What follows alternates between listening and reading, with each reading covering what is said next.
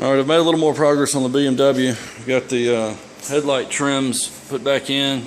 I've test fit the bumper, got it ready to go. It's over there. Just got to sand it and spray it. While it's here, he wanted me to put a coolant temp sensor in it to fix the gauge. And it's in the back of the cylinder head under the intake manifold. And I've been bound and determined to not pull that manifold off. A, because I don't have time, and B, I just don't feel like it. I've got the rest of this work to do, and I've got other cars coming, so I needed to get this done quick. This should help out a lot of these guys that are having to pull the manifold to get to this thing. I was able to get to it and get it out without pulling the manifold, and I'll show you how I did it. I've set the parts back up here just to give you an idea of what I had to do to get stuff out of the way. I went ahead and took the two vacuum hoses here off the intake tube coming off the airbox. The airbox and all was already out for the collision job. So that's out of the way. Got a towel in here just to keep this clean. I've pulled off this this shield that goes around the master cylinder and I believe it's the ABS module down there to give me some more access. So that's gone. I pulled the top of the cowl filter off, the cabin filter out, and then I pulled out the tray that holds it. Behind there's a plate that covers up the air intake and the wiper transmission. There's a Torx bolt there and one on the other end. Pulled that piece out, give me a little bit more working room. More working room to get the socket in there. And I'll show you the socket setup I had. Just a second. Let me grab that.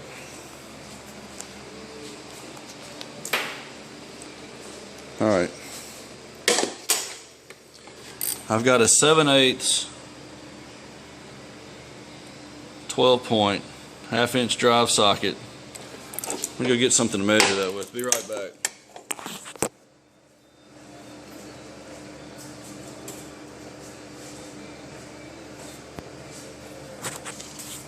Alright.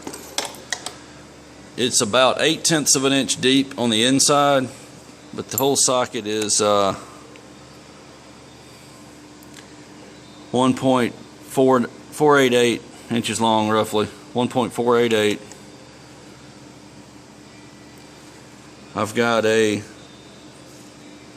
half-inch to, this right here is a half-inch to 3/8 drive adapter, and I've got a 3/8 U-joint here, I believe a 3-inch, about a 2.5-inch, total length might be 3. Yeah, roughly 2.5 to 3-inch extension there, and I've got another extension here that's somewhere around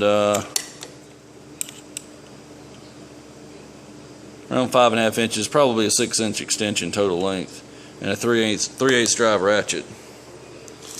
What I was able to do was I started with this half of it. If you get a longer socket, it's going to hit the manifold and it won't go all the way on. A shorter socket won't slip down past the connector on the sensor.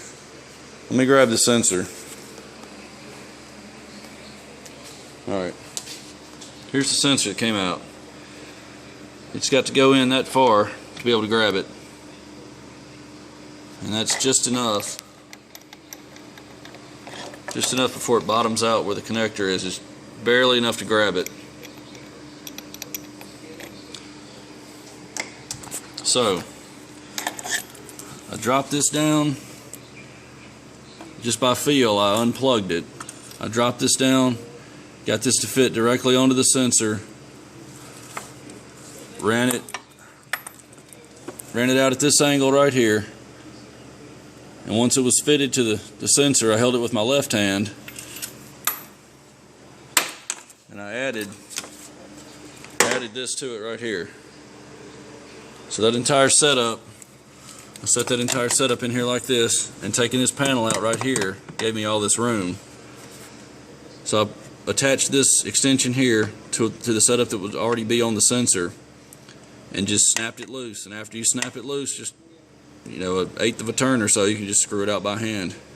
The gasket, I believe, the crush washer is still on the cylinder head, but I can pop that off pretty easily. Just want to give you guys another way to do this without pulling the intake. I haven't found a video anywhere out there showing how to do this, and it is doable without pulling all that off. I did this in about 30 minutes versus probably 3 or 4 hours and buying a bunch of new gaskets and stuff that didn't even need. When I get the new one in tomorrow, I'll show you going in, but it should be fairly simple. See you later. Alright, just in case I forget to show you, this hex on this piece is actually, if you can see that, the top scale there, 22 millimeter.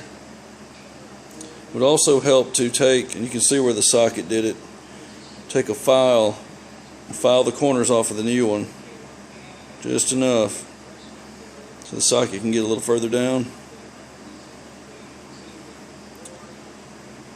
And I checked it on the meter, and I'm getting about 1800 ohms here at room temp. Not sure if that's right. That seems really high. I'll check the new one and compare to this one when I get it. It'll be tomorrow before I can do that, and I'll put it in the car, and hopefully I'll remember to show you that. Okay, I was attempting to try to give you a shot through the mirror of what I was looking at, see what the hole looks like when you get it out. There was a crush washer there. It looked to be aluminum. I got it off there and it fell down somewhere in here and I can't find it, but I don't think that'll be an issue. It'll probably fall out eventually right off the transmission. I did cut the cable tie that's right there on that bracket to hold the O2 sensor wiring, and I also cut it right here. There was one wrapped around. I don't know if that was factory or not, holding it to the intake. Got those wires where there was a lot more slack in those, and I could pull them back behind the bracket. I think they were inside this recess in the bracket right there to begin with a cable tie through that notch. I cut that off. This right here has a broken vacuum hose. It was cracked before I started, but I finished it off when I was doing this, so I'm going to replace that. And also, this is what the connector looks like. You just push the metal spring down to release it and pull it off. So after I get this in and get it fairly snug to crush that aluminum washer, I'll just plug this back in, button all this back up, and we should be good to go. I'll show you the end result. Hopefully the gauge will be working. If not, we'll move on from there.